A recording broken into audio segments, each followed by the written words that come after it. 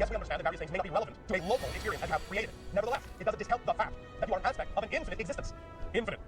Infinite. So if you exist now, which you obviously do, and if you are, in fact, an expression of an already existing infinite creation, you have, right here and right now, the ability to access that infinity in whatever way serves the idea you are creating yourself to be within the local experience. You have the ability to access anything that is relevant, everything that is relevant to the definition of your life as you have created in your local experience of existence. But even though you may experience only what appears to be relevant for the theme of the life you have locally created, nevertheless, in that experience, you are still supported by the totality of infinity. In order to have a local experience such as you are having, you have to be supported by an infinite existence. If it wasn't infinite, if it was closed, if it was exclusive to some concept, you couldn't experience your local reality at all. The only way you can actually have a localized experience is if it's supported by an infinity that allows for any experience to be had that you can imagine, somewhere, somehow. And you still, even within your localized experience, have the ability with your imagination to draw upon those other infinite experiences to whatever degree serves your localized one. It's called imagination. It's the doorway, it's the gateway to all of infinity, to be interpreted through your consciousness in whatever way serves you. But the point is, you know that in order to be able to do that, in order to have an imagination that can conjure up things that don't exist in your reality, that aren't immediately experienced in your reality, it means you're tapping into an infinity that supports your ability to have a local experience and still provides you with a window on the rest of infinity. That's a powerful window, more powerful than you have imagined with your imagination. The paradox is that you can actually also curtail how you use your imagination to make it seem as if your imagination is more limited than it is. But the only reason you can do that is because you can imagine it to be so. That's the paradox. And again, let it be obvious, as we have said, you are unconditionally loved so much that you're actually then allowed to think you're not unconditionally loved. That's how loved you are. If you understand the power of that paradox, again, more of the nature of the structure of existence will become apparent to you, obvious to you. And you will awaken to the fact that the only reason you experience the limitations that you do is because you have decided to, for one reason or another. But when you come from a knowing state that you have done that, then it becomes obvious you can do something else. And being aware, just by itself, being aware of the fact that you can do something else is all that is necessary to give you permission to do something else. Because were it not so, existence would be conditioned, and it's not. It's unconditional. So learn the definition of unconditional. It's not, yes, it's unconditional except for these conditions. You're the one supplying the conditions, not existence. Existence is unconditional because it allows you unconditionally to supply conditions if you want. The only way that's possible is if existence itself is unconditional. Because if it wasn't unconditional, it might not allow you to impose conditions. The fact that you can actually impose conditions proves that existence itself is unlimited and unconditional. Let it become obvious. That's the knowing state. Is this making sense to you? And so that is the first law in its fullest. Number two, one is all, the all are one. Again, we have touched on this. You are all that is. Each of you is all that is, expressing itself as a part of all that is. This is what you call the holographic principle in your new technological language. Every part contains the whole. Every part contains the whole. The whole can create itself to be experienced as parts, but every part contains the whole. This was illustrated, as we have talked about before, in the past by a symbol called inverse net, which is like looking at a latticework of perfectly round reflective pearls. Each pearl reflects every other pearl in the net. So in order to gain access to all the information of the entire net, all you actually have to do is look at any one pearl. You can see all the other pearls in it. Every single one of you is such a pearl. You reflect all the other pearls. Now we understand that because of our focus, sometimes some of the other pearls are more difficult to see. That doesn't mean they aren't there. Your nature is holographic. They are there. And when you tune your vibration and your consciousness to that obvious fact by understanding the nature of the structure of existence this way, you will then know it's all there, and you can access what you need, when you need it, where you need it, how you need it, perfectly, as you need it. Not a second before you need it, but not a second later than you need it. That is what is happening right now in this experience. That is what the idea of channeling is all about, is being in the now to the point where you simply plug in what you need when you need it, and allow that to come through as you need it, in what form you need it. That's why we never plan to talk to you. We never know what we're going to say. We just say, let us talk. Sometimes we might throw out a hint, but we have no idea what we are going to say until we say it. But we know that when we need to say it, it will be there. And it will be exactly what needs to be said for that moment. That's all there is to it. When you understand the nature of your structure and begin to come from that knowing place, that state of being allows for that kind of expression. That state of being does not allow any other kind of expression, but the one that needs to be here now, that serves the best of all concerns, because that is our intent within our natural self, because we are an aspect of all that is which supports all the parts within support the whole. It's one thing. Again, we have used the puzzle analogy. A picture puzzle made up of all these thousands of pieces, each with its own unique shape. If you try to change the shape of any one of those pieces, when you attempt to put the puzzle picture together, then that piece won't fit anymore, and it won't support the whole, and the whole won't support it. But if you allow yourself to be the natural shape you were created to be, you will fit perfectly with all the other puzzle piece shapes, and in fitting perfectly, harmoniously, you will create a big picture that then, in a sense, supports all the pieces that make it up, and you have one harmonious experience. But if you think, I need to be this, I need to be that, and you are coming from the illusion instead of from a place of true knowing, then you do not fit, you do not harmonize, you conflict with yourself, first of all, because you are trying to be something you're not. You're not being yourself, your natural self, you're not being your obvious self. That is all that we have ever said, in all the things we have ever taught, in all the things we have ever spoken of, in all the things we have ever said or shared with you. All of them are nothing more than variations of, you can be your natural, obvious self. We are just reminding you over and over who you are. And now we take this opportunity this day of your time to add this other level of knowingness so that you can, by understanding the obvious structure, the nature of things, understand your own nature and how obvious it is to be in a knowing state. I am. I'm in a knowing state. I am. I'm in a knowing state. Oh, I remember the dot. Obvious. Turns left for me, turns right for him, change my perspective, turns right for him too. Obvious. Knowing state. I exist. All one. Knowing state. Obvious. The one is all, the all are one. Obvious. Knowing state. Number three. Once you get out, once you get back. Law number three. Obvious. Why? Because there is nothing else. There's nowhere for anything to go. There is no outside. There's only here and now. So if you create a vibration, who else is there but you to experience the result of that vibration? I understand you can create the illusion that you don't immediately experience the results, but that's just an illusion. It's just an experiential illusion. This is why, when you ever talk about the idea of near-death experience, going into spirit, communications from spirit, and they mention the idea of life review, where suddenly they experience the effect of everything they have done in life from the perspective of the people that were affected by their actions. They feel all the things those people felt, see all the things those people saw, all the people that were affected, all the beings that were affected by every action is then experienced in life review by the person that had the action, that did the action. Why? Not from punishment, but because there is no one else to experience those things. There is only you. The delay factor is only an illusion that makes it seem as if you're not those people, but you are those people. They are in each of you. So in life review, when the delay factor is removed, suddenly all the things you do, what you put out, is instantly there for you to experience from all the points of view that are now your point of view. because you are one in that state. So it's your point of view. No longer is the artificial illusion of you and them being experienced in the same way. Certainly not to the same degree. I'm not saying you cannot experience some sense of individual identity and spirit. That's not what I'm saying. I'm simply saying the main factor that makes physical reality experience, this concept of space-time, this concept of delay, this lag time, this dimension idea of things take time, things need space, you are not me, I am not you. That drops away. It's the first thing to drop away, because it's the very definition of the physical reality experience, the space-time artificial construct. As soon as that drops away, you are everyone you've interacted with. So you immediately feel all the things that are the results of your interaction with them. You. That's what life review is, so that you can understand the true consequences of the states of being you chose to be in. Not a punishment, not a judgment. A natural, obvious result of simply removing the space-time construct from something that is essentially one being. Does that make sense? All right. So as you begin to understand the nature of this construct, you see that it explains why these things occur. So that now when you hear someone talk about the idea of life review, in spirit after you die, you understand why that happens, because of the nature of existence itself, in that you are everything. And when you remove the artificial separation experience, you suddenly become that which you interacted with, and experience it from that point of view. It's as simple and obvious as that. Law number 4. Change is the only constant. And even change changes into that which is stable and unchanging, which creates the first 3 laws which never change. So it's a complete cycle. Change. Change is obvious even to you. Everything changes. Or does it? Now, if you understand the nature of existence, you can understand what change actually is. The experience of change is not exactly what you think, from your perspective. If everything is here and now, that means you know what? Everything simultaneously coexists. Everything simultaneously coexists. And when I say everything, I not only mean every reality, I mean everything you perceive as a different moment already exists now, with the moment you're experiencing now. So how is change possible? If everything already exists, if every moment is like a frozen snapshot, without the concept of time and space, how do you experience change in your consciousness? Simple. Again, it's a matter of shifting frequency, it's a matter of shifting the perspective. What you call movement, what you call change, is simply an issue of you shifting your perspective and having a different point of view of the same now moment. That's all it is. That's all it is. You are simply seeing the same moment from different points of view, with such a degree of rapidity, as you say, that it appears to be what you call movement through space and time from your perspective. But from our perspective, it doesn't look that way unless we want it to. From our perspective, everything is already there. Everything is already here. When we look at you, when we sense you, we see all of you. All of you now. What you call your past self, your present self, your future self, all of that is presented to us in one snapshot, like a holographic matrix, spread out like a deck of cards. All at once, like various frames on a film strip. All the frames are there for us at the same time, here and now. So when it appears like we are accessing, or anyone on your planet is accessing the future, the past, they're not. They're accessing different aspects of the now because it's obvious, in the same way it's obvious when you hold up a film strip, look at all the different frames. Oh, I can look at that frame, oh, I can look at that frame. Because they're all, it's the same idea. And it's also why we know, what you are capable of, because you're capable of it now. Because it exists now. We know what you are capable of knowing. Because from our perspective, you already know it. It's just that in this frame, you don't know you know it. But we do. And what we are doing today is designed to help you look at that frame, where you know it. Now, yes, we are familiar with the understanding of the philosophy that true wisdom comes from when you know you don't know. I understand that. But that's slightly different than what we're talking about here. Because even when you know, the more you know, the more you don't know, you still allow yourself in the moment to know certain things. Even if it's only that you absolutely know that you don't know everything. Even that is a knowing. And it's that kind of knowing that we're talking about. The immediate, right here, right now, knowing of who you are, what you are, and how you can prefer to be. That is the knowingness we are discussing. The other knowingness is the knowingness of things that we were talking about at the beginning. That we know you don't always have to know. And sometimes people have asked us, Richard, is there anything you don't know? Our answer is, I don't know. Because I am not being that being at this point. Of course there are things we don't know. But it doesn't matter, because in any given moment, what we need to know, we know. And we know we will know what we need to know in that moment. And when we don't know in that moment, we know we don't need to know. And that's the kind of knowing we're talking about. The difference between knowing that you know what you need to know and knowing that what you don't know, you don't need to know. Instead of worrying that you don't know something you need. That's the difference between the illusionary state you have created and the state of knowing. In the illusionary state, you can create the experience of worrying that you don't know something you need to know. From the state of knowing, you know that you don't know, you don't need to know. That's what knowingness brings you. The certainty that there are things you don't need to know. That's the paradox of the state of knowing. But when you need to know, if you do, you will. In that moment that you need to know them. But not before, but not later. That's the state of knowing. Relaxing with the idea that there are things you don't know and that's all right. And when you know you don't need to know them, you will then know that you know what you do need to know. And you will move forward with that knowledge. Knowing that if you need to know something else, you will know what you need. Know what I mean? All right. Take a deep breath and relax. Take another deep breath and relax. And one more time, take a deep breath and relax. If you wish now, for a while, we may have sharing interaction. Hi, Bashar. And to you, good day. First of all, Reagan asked me to send you her love. All right, I love as well, in return. And for those who don't know, Bashar's birthday, Earth Day, is November 11th, so I'd like to wish you a happy pre-birthday. Thank you. And for those who are listening and who couldn't see it, I wanted to say how impressed I am that you were able to make a paper airplane with your eyes closed and to sail it out into the audience, so thank you for sharing that. You are, and with us, all at once, together making the play. Thank you. And thank you so much for this weekend and for this information you're sharing, because it really resonates with me where I am in my life right now.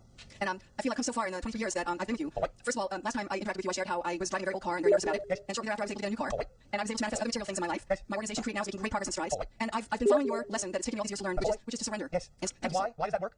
I'm trusting. Simple. Okay. Why does that work? Because I know. Because those things exist within you. They're not things that exist outside of you, really. So the idea of the law of attraction is not so much literally that you're attracting things to you from outside. It's that you, yourself, recognize those things are already within you as part of your definition of being. You follow me? Yes. Attraction is really just awakening to what's already within you and allowing yourself to know that they are part of the definition of who you are. So thank you. So when I feel those moments of anxiety or fear, yes, then I need to just focus on I am and the knowing and to let go and surrender for the anxiety. Why not? That's great information, and I plan to use it. Oh, well, but you don't have to plan it. You just do it. I'm doing it. Thank you. Thank you so much.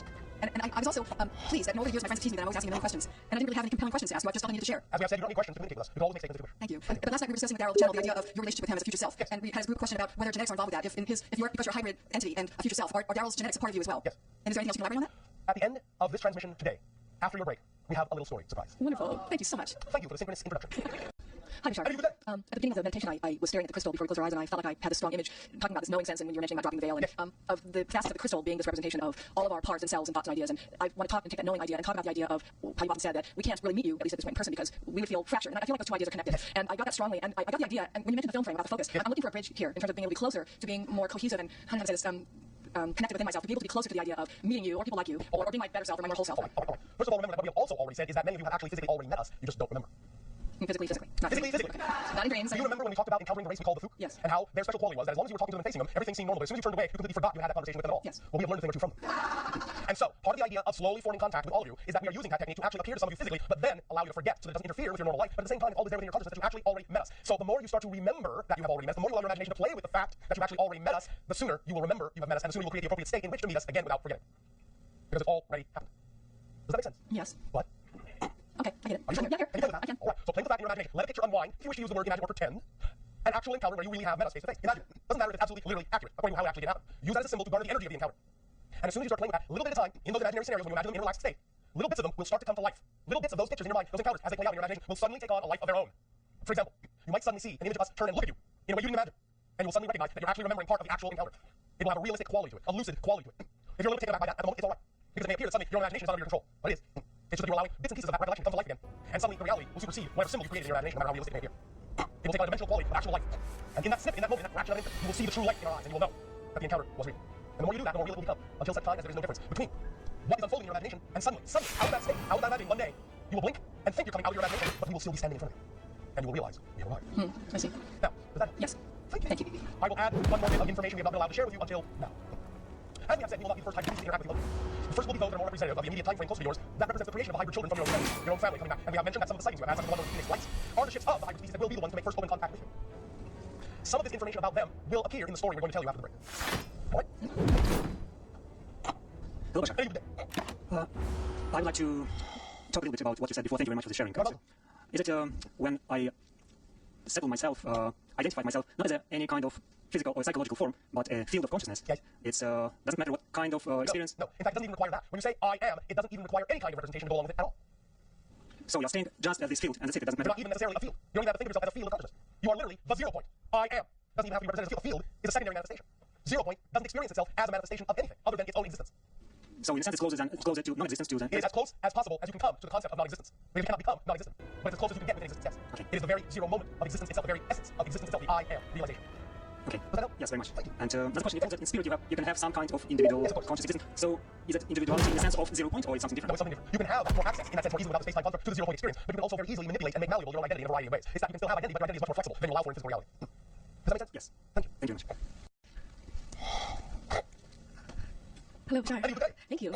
In listening to your description of holographic images, I would very much appreciate a feedback or any sort of giving of information that you could lend to me in helping me to, at this point in my life, determine the pivotal nature of where I am taking my set of gifts and talents, which I have been developing. Which are what? I feel very closely connected with children, with music, All right. with dance. All right. These things are representative of your passions? Yes, indeed. And thus then automatically by definition, obviously, representative of your true nature? Yes. So then where in your imagination do you wish to take them? How in your imagination do you wish to express them? How in your imagination do you see yourself expressing these things? I see myself allowing those who I contact to become more and more of themselves and to become more and more transformed. All right. So what do you see yourself doing that will allow them the opportunity to choose to allow themselves to become more and more of themselves? What do you actually describe and define as the behavior, the actual actions you see yourself doing in your imagination that will allow others to be able to do this? I see myself throwing my hands with children, dancing freely, expressing joy, and Anything else? I see video documentation. All right. Are these things you have begun to actually do? In certain senses, Are there ways in which you would like to do them more passionately, more fully, more creatively? absolutely. Will you do them? Is there anything stopping you from doing them? I don't think there is anything stopping me. I would just I think it's a matter of development. A matter of development. Which means what? Which means that little by little, I think. How little? By how little? I think that's up to me, yes. Yes, it can be this little, it can be this little, or it can be this big. It's up to you, completely up to you, based on your ability to believe what you are ready to process, what you are ready to see, what you are ready to learn, what you are ready to know about yourself. Which brings us to another aspect of knowing, because when you come from a state of knowing, and you look at all the situations in your life from a state of knowing, you're going to know a lot more about yourself as well. Being willing to let you know a lot more about yourself and see the illusions you have created for yourself is part and parcel of your ability to use knowingness effectively. So when you go through your process, you'll one by one, however you choose to do that one. You can then take to heart that what your state of knowingness brings you about yourself is also equally important for you to achieve even greater states of knowing. So, but don't hesitate. Do what you see in your imagination as best as your belief system will allow, because that's the only way you can be that person is by copying her. Copying the her you see in your imagination, doing the things you say you would like to do. As passionately as you see her doing them, do them that way. That's what she's for. To show you how to be that person. That's what your imaginations are for. To show you how to be the person you imagine you would like to be. All you have to do is behave like that person. In all the circumstances of your life, you see her behaving that way in. Be like her. Be like him. Then you will be her. You will be him. And you will have her like his life. Make sense? Yes. Does this help you? Yes. Thank you. Thank you very much. Happy dance? Thank you.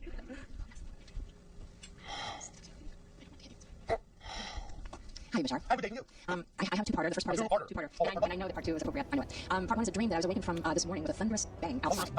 And there's a physical event going on that awoke me from this dream. The dream was, in the dream, we had the Topanga fires recently, and I had to load the car with everything that was important to me, like to see if we had to evacuate. And we didn't, and so then I loaded the car and everything's fine. So in the dream, I dreamed that I'm living in a city. By the way, everything's fine anyway. Right. Go ahead. Thank you. In the dream, I'm living in a city, and I look out instead of in the woods where I really live, and I'm looking out the window, and the city is ablaze. There's a bridge, and I'm seeing, oh my God, it's really time to get out now, and there's no time to pack the car with everything I love. And so I'm very calm, and I just go, oh, okay, I'll just pack it with doggy toys.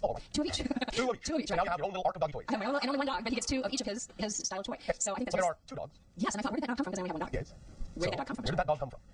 Where did that dog come from? Are you serious? Oh no! Of course. People think I'm a dog sometimes because I love them so much. I think like them. I totally care. And it's representative of your serious connection. Of course. Thank you. Oh my goodness. That makes a lot of sense. Okay, and the fire being real comfortable. Yes. Okay, so now we'll do part 2. Oh, part 2, all right. Okay, I might get real emotional on this. I just wasn't prepared. Now you've been fake emotional up to now? Nope. Now you're real emotional? Oh, no, I mean... Yes, I understand. Okay, no, thank you. Throwing doggy toys. Okay, back when the big fire happened from Malibu and was rushing towards Topanga, we had to evacuate with all of our animals and be outside of the canyon for 3 days watching TV, not knowing if our house was okay. So we're sitting and we're a nervous wreck. I'm absolutely petrified. My stomach's turned inside out. I've never been so scared in my life. Oh, it went deep, yeah. So then all of a sudden we're watching TV and I see the picture on the screen is the view outside my window. Yeah, and you go, oh, look, there's my house. It's a hillside that I meditate on the rocks on the hillside. Yes. The blaze was on the hillside exactly next to it, about, I was guessing, 10 to 15 fire seconds as the fire was moving away. Yes. And? Time of moment of reckoning, right? Yes. Shock. Yes. I hear a voice inside my head say no to the fire. I'm thinking, right. Yes. And it's my unseen friends. I'm like, that's totally stupid. And then the next thing that I thought, unseen friends? no. It was the thought that I had. It was the thought. Yes, I know. Doggy toys. Okay. So then I'm thinking, well, what other choice do I have? You know, we're down to 2 seconds with that thought. Yes. And so I thought, okay. And so I try to say no, and nothing comes out. There's nothing. My vocal cords don't work. So then I try again, and nothing comes out. And I try again, and there's like this gross little squeak kind of comes out. And I'm trying, and I'm really giving it everything I've got to say no to the fire. And finally, a little no comes out, and a bigger no comes out, and no, you son of a bitch, no!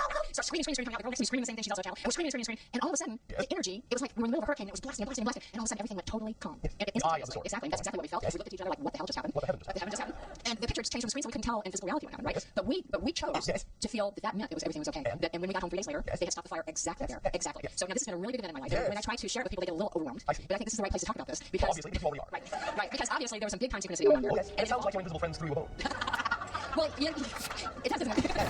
And it was a life-changing, reality-shattering. Life-changing. Yes. Which means you're not the same person. I have no in the same reality at all. So what actually happened? Okay, now here's what came up with this. And with some help from Tora, it came up, but she didn't give me help. Understood. Okay, because there's this outside reality occurring. There and is? Oh, well, I'm not going to get through this without you bumping yours. Okay, all right. Do you want me to relax the leash a little bit? Yes. All right. Go ahead, run around. Change your tail for a while. No, I can't believe you're doing this to me. Okay, where was I? Okay, why? I've always cared more about dogs than people. I pull my car May I over. ask you a I question? see the dogs. Yes. What's the difference? What's the difference? I don't know. There's like the big puppy dog eyes. They just scare me. They just scare me. What's the difference? Hold on. Okay, let's another time. Okay, so when I talked to Tora about it about a week later after the fire, Yes. this is what happened. What do you think? He said, well, you didn't stop the fire with your anger, Victoria. You stopped the fire with your love. And I went, yeah, I can see that the love was under anger. Okay, and then I was thinking later, Yes. and I thought, it also felt like there was kind of a divine intervention in some No. way. Well, that's what I'm going to clarify because I Do need you know that what to happened? get there. Based on what we have talked about the nature of the structure of existence, do you understand what obviously happened? I just gave you a clue. You're not the same person, not the same reality. I changed that reality because I chose No. it. Right. You didn't change the reality. You shifted to another one, representative of your preferential state of being. You tunneled through with your energy. That eye of the storm feeling was literally you tunneling through, shifting your frequency from one reality to another that simultaneously coexist, parallel reality. One reality in which the fire swept through that area, taking everything with it, another in which the fire stops. At that point, you shifted to the reality in which the fire stops. So I didn't stop it? I just shifted realities? Stop it. It's already existing in every possible configuration that it can. It's not about changing the outer reality, because there isn't one. It's about changing the inner reality and experiencing the result reflected back to you of the new reality you have taken yourself to. So all that emotion that was going on in me, that was the turmoil and the terrifiedness of the 3 days, and the trying to then access my vocal cords and having such difficulty doing it, was a physical part of shifting. Yes. Yes. Oh. Remember we have talked about the idea that oftentimes shifting from one dimension to another will actually experience a little bit of what you might call temporary paralysis, because you're attempting to still work in one dimension when you're no longer there. So as soon as you hit the eye of the storm, you were free. In that sense, we made the shift. You were now working in a new dimension, a new parallel reality, where you had finally let go of all the things that belong in the old reality that no longer work. And then you could speak. And then the experience of the fires got less each time. Even the dream, less. As we shift reality in that direction, that can be one result. Yes. But then it has more to it than that. It's not just fires. It's everything. It's that's your focus. That's what you're using as your transformational crucible symbol. Which is what fire is, Yes. right? Does it help? Are you proud that you have arrived at this realization?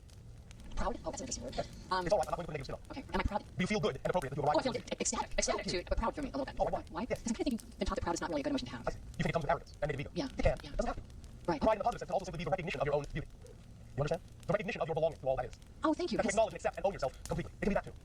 Without that negative Without tension. the negative idea. Yeah. Thank you, because I haven't been willing to let myself do that. Because I got that Are you willing to that? Oh, yeah. I'll work on it. Yeah. Then, has this helped? Yes. So much. Thank you. Then you may please take a bow wow. Well, you can say it however you wish. Bow. Wow. What is your present time frame? We have whatever time we say we have. You may continue briefly. Thank you, Bashar. Thank you for the motion with the dot and meditation this morning. It really shifted me, or allowed me to shift rather dramatically from where I've been stuck for the last few years. I allowed myself to be and really remember where I was and how I could move forward. And I have a question. I hope that you can give me some insight as to the numbers. Last night during the lottery, I was drawn number 3 of 10, and my parking ticket, the numerical value of the number on the ticket was 201020. And so there's 2 20s that keep representing themselves, and I have these numbers represented all the time. Synchronistically. Is this a positive synchronicity? Do you want it to be? I do. Well, it is. Okay. My question is. This session has really helped me to shift. Do you feel that it could be a copy of it could be received positively by the individual known to you as Dawn? A copy of it could be received positively? Yeah. There's always a positive way to do anything. Okay. The individuals must simply assess for themselves what methodology represents the idea of the expression of positive reality. Right, but I'm dissenting unconditionally, but do you perceive that it would be received? We cannot make that determination. by It the is up to individual? Okay. Okay, thank you. I really just, I mean, it's been absolutely amazing this morning. Thank you. Oh, thank you. Are you still exploring democracy? Absolutely. Did you find the difference between democracy and republic? No, not as of yet. Shall I help? Please. A democracy is that which allows for an unlimited majority to rule, but absolutely provides no basis for the protection of individual or minority rights. A republic allows there to be a democratic process of voting, but through a constitution imposes controls on the majority to allow for individual and minority rights. Now, which you Honestly, I think I prefer true democracy. I have just told you the difference. Right. So you are saying that you are in favor of an unlimited majority with absolutely no regard for individual or minority rights. Yes. Why? Because the will of the people should be the will of the planet. But you see, the idea is the will of the people expressed in the Constitution, not in the majority system. Well, if the Constitution were upheld, then that might make sense. But since the Constitution is upheld by the Republic, then the Republic isn't working. The republic doesn't work when it's replaced by pure majority democracy, and that's what's happening. No, because if our system were working as a democracy, the situations that we're in right now, we wouldn't be in because it's not the will of the majority. The situation, however, that you are missing is that the structure, the form of government called a democracy, is what allows for the continuation of what you don't want. The form of government called a republic is the only way to bring to light how the republic has been misrepresented. You cannot, as your Einstein said, solve the problem from the same level in which the problem was created. That makes a lot of sense on a lot of levels to me right now. It really does. It's really Do a little bit more of your own research, and you will see that just because there may be corruption in a republic that allows there to be a misrepresentation doesn't mean that you abandon the idea itself. It simply means that you need to educate people to go back to it, which a democracy will not allow you to do. So, do some more research. Thank you. Hello, good day, Bishop. And you would do. Thank you. I just want to tell my experience in CBD. Speak up people all may hear advocate. During about in 2004? Yes. I think I was in Baton Rouge, Louisiana then. You think? No, I wasn't. All right. You were en route to? No, I was at work actually. You were at work? Yeah. All right. And I had an experience where out of nothingness, this pure intelligence came out. Yes. Can't describe it. All I can say was pure absolute consciousness. And what was the effect of this experience? Well, I noticed that myself inside of it, well, my I am presence, it was like me looking back at myself. Yes. But it was much greater than me. Yes. Because you were in touch with more of the all that is. And was there a reason why I experienced that? Or No, was no, that whatsoever. Are you exploring the idea of the expansion of consciousness? Yes, I am. Well, wouldn't that be reason enough to have that kind of experience as part of that exploration? Yes, I am. Well, does it have to be more complicated than that? No. Is that sufficient? Yes, yes. Are you sure? Yes. All right. Does it feel good? It feels really good, yeah. All right. You want to expand some more? Yes, sir. Well, then you expect to have more experience, can't you? Yes, of course. Does that feel good too? Yes, it does. Oh, does it help? Yes, it does. Is there anything else you want to talk about? Yes, one more thing about the photon belt. Yes. You know exactly the opposite things are. It's not really the kind of phenomenon that many of your people think it is. It's simply the leading edge of the collective consciousness wave that represents the crossing of the threshold, expressed in electromagnetic terms in your physical reality. You understand? You're crossing through it now. 2012 represents the threshold point of critical mass. Oh, I see. Does that help? Yes, so we're just that. Okay, I understand. It's the leading edge of the collective consciousness that desires a shift. And thus then critical mass will be crossed in 2012, where the electromagnetic energy will express itself in a more accelerated way on our planet in a variety of phenomenologies, some of which can be the idea of more positive accelerated ideas being able to come to the forefront of manifestation if there is harmonious behavior behind it. Does that help? Yes, it does. Well, thank you. We will now at this time suggest that you take your refreshment break. At the same time, you will also be playing a little game. So while you take your refreshment break, write down at least 5 things you absolutely know for a fact, without question. Absolutely without question. 5 things you know for a fact. You can start with I am, I'll let you cheat a little bit. But at least 5 things, 10 if you wish, but 5 things you absolutely don't question that you know, that come from a state of knowingness. And it can be anything. It can be, I absolutely know my dog loves me. As long as it's something you absolutely know without question, at least 5. That is your assignment during your refreshment break. We will discuss some of those when we resume contact. Enjoy. We will resume contact in 1.5 of your hours. Good day. How's it going?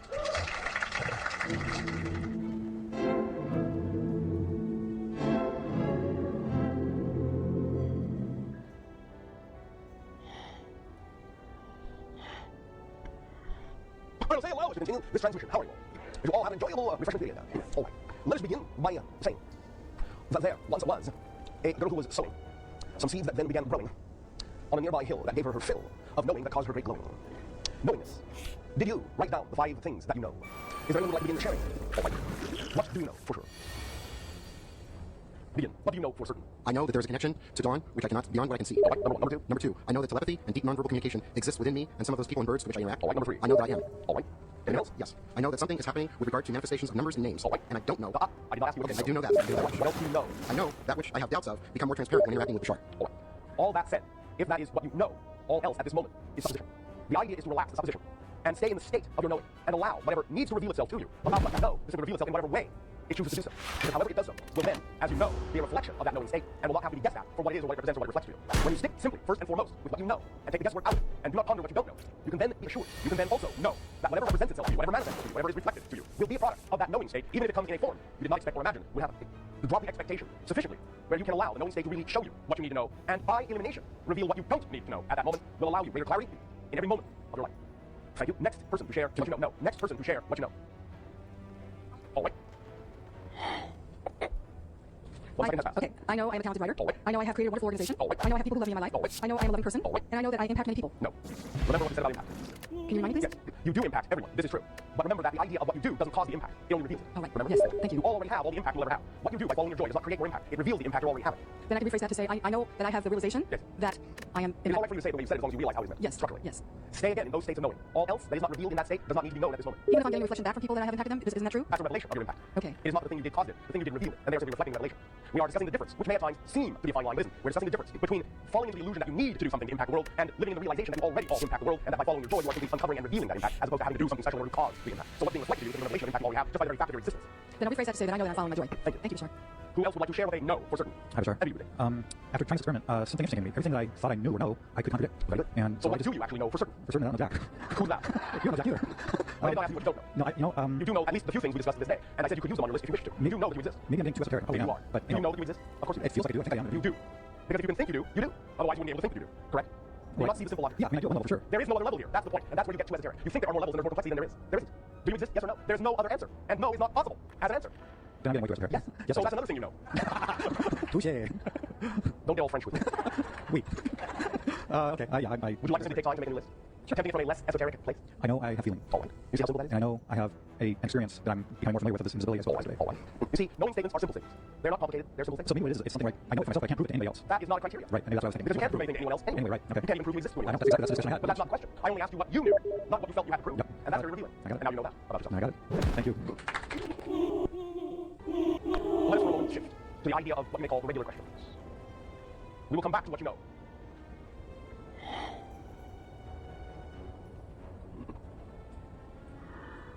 Hello, Shar. And good day to you. Greetings. First thing I'm going to do is give you my list. I actually don't have 5 things on my list. I only have 3 things. Oh, I know that I exist. yes. I know what I observe. Yes. I know what I feel. Yes. Anything else is just a detail of one of those 3. That's 4 things.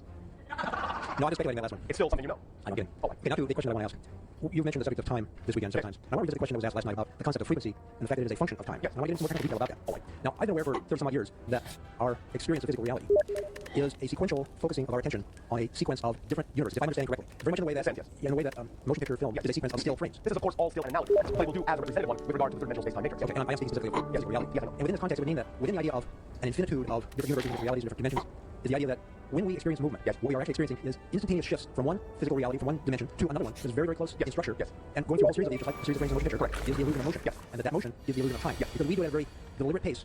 For the most part, especially when we have a clock that is measuring this, that movement of the clock really establishes the standard of Yes. time. Yes. Okay, so I'm correct in my understanding that each of these frames of physical reality is essentially static. Yes. Okay, and this is back to the change and no change idea that we were talking about earlier. Yes. Everything is changed, but there is no change. Correct. So each of these physical realities is static. Yes. And now let's bring in the idea of frequency. Yes. Frequency is vibrations per unit of time. Yes. But time is the illusion of motion, which is a shifting from one dimension to the next. And I'm wondering exactly how frequency relates to that shifting from one dimension. The frequency that you create in your consciousness when you create the illusion of time is what determines exactly which frames fall into the slot in your sense of continuity. Does that make sense? I didn't totally get it. All right. The idea that you create in your consciousness, the illusion of time, by creating the concept of frequency. Yeah. In doing so, once you have created that, it then determines which of the static sequence of parallel realities you actually experience as your continuity of motion. Because let's just say again, even though I understand there may be shortcomings in third-dimensional language to express this, let's say you choose to operate on a certain frequency within your consciousness. Okay. By establishing that frequency, by setting that illusion of time and frequency, you might choose every third frame, or every second frame, or every fifth frame as your expression of change in space. Okay. So the frequency at which you operate determines exactly how you experience the idea of the continuity of motion. Okay. Which frames are represented in that sense. Okay. So would a higher frequency be a skipping of more frames? Yes. Okay. But really, there's not really a skipping of frames. It's No, just, not really. those frames that you're quote unquote skipping just aren't part of that motion picture of your Correct. space. Okay. Now let's get into the idea of frequency of non-physical beings. Yes. Because I understand they also experience or express a frequency. To some degree. Okay. But if they're not experiencing or not focused in physical reality, Yes. and we've been talking about frequency of progression of attention on frames in physical reality, There are frames of non-physical reality. Okay. So They're just of a different quality. different quality, what would distinguish the quality of the experience from the quality of the experience? It would be similar to the analogy, perhaps, of having double exposure in each frame. So you can actually focus on one thing or another in any frame. It's not quite so structured, not quite so limited. Okay, let me bring into the discussion another technological analogy. Yes. A motion picture frame is, or a motion picture film is a series of frames connected together in a sequence. You can actually cut these. Yes. But we have now non-linear editing, Yes. electronic thing. Or you can put the frames together any way you want. Yes. Almost set it to go random, they'll pick frames. Yes, and this is also a quality of frames in non-physical reality. Okay, this is what I'm thinking. What you're describing sounds to me like a non-linear editing approach. So we would say physical reality is more linear based and non-physical reality is more non-linear based, even though they're both using frames. Okay, so I'm getting back to the concept of frequency. Yes. Both physicals and non-physicals experience or express the idea of frequency. Yes. The non-physicals at the higher frequency. Yes. I'm getting the idea that means that they are. Does it mean that they are experiencing the frames of reality at a higher rate? It doesn't always mean that, although they can. Okay. What it really is more like is the concept of high definition that now exists in your reality. There's more information per frame that they can access. Okay, I'm getting that they probably look at a lot of different frames at the same time. Yes. Okay. Which constitutes the idea of double exposed frames or multiply exposed frames Yeah. from their point of view. Okay. I was thinking more like a bank of television sets, but I see how. An analogy will work. Okay, I gotcha. Even then, it still implies that there's some kind of a. The fact that there's a sequentialness to it implies that there's kind of a fundamental idea of time that doesn't necessarily or rather, Yes, it's not rigid for the non-physicals, but more rigid for the physicals. Yes, remember that. Anything aside from the one must experience some degree of what you're talking about, or it wouldn't be represented as different from the one. Thank you. That totally clarifies that whole It's just a matter of degree. Yeah, okay. In physical reality, at least in our physical reality at this point in time, our time is highly structured and very standardized, except for people who are lasting out of it and Yes, doing that. that's what the idea of the increase of your frequency is all about. Is you're trying to exist in that quasi-planar reality that is shifting dimensionality and gives you more access, more information per frame. Okay. Now, relating this to your experience in your reality, I understand that you move around, you may walk from your control chair to the doorway of your spacecraft, so you're experiencing time also. To some degree, yes. Although we have more facilities that allow it to be more flexible. Yes. I understand that. If you're actually walking from your chair to the door, that is an experience of time. Although the next instant you may be down on the surface of your planet, and then back up 2 instants later, there is the sense of time that there's actual movement, you can observe movement, people walking around on your We planet. understand it enough to be able to relate to your sense of time. Okay. And it is a realm that we ourselves have to some degree also come up through. We were in that sense more structured at the beginning of our evolution than we are now. Were you ever as structured or at least standardized in your experience of time as we are? No. Okay. We were created to be less standardized to begin with. Gotcha. Okay. I believe I answered my question in its entirety. Thank you. Thank you. I'm sorry. And you would then. Jim, I want to ask you, I'm sorry, what's the second of your birthday? When? The idea of our time frame overlaps your time frame, so that there is a corresponding date that represents my birthday, as best can be translated into your calendar. It's not that you have the same kind of calendar, but we are simply saying that the idea of our reality as overlapping yours will create a coincidental date that is represented by the date 11/11. I find that very interesting because my wife and I decided very strongly to get married on 11/11. And our first anniversary on days on 11/11. Thank you very much. For us, the idea represents something similar to the word in our ancient language, Eli, Eli. which is in that sense a reflective mirror. Eli. Yes, Eli, the reflector. I guess say that backwards. It's Eli. Yes. Interesting. And so is 11/11. Very interesting. Well, I was at the gym say about 6 months ago, and I was listening to my iPod on the box, and iPod, all right. or recording device.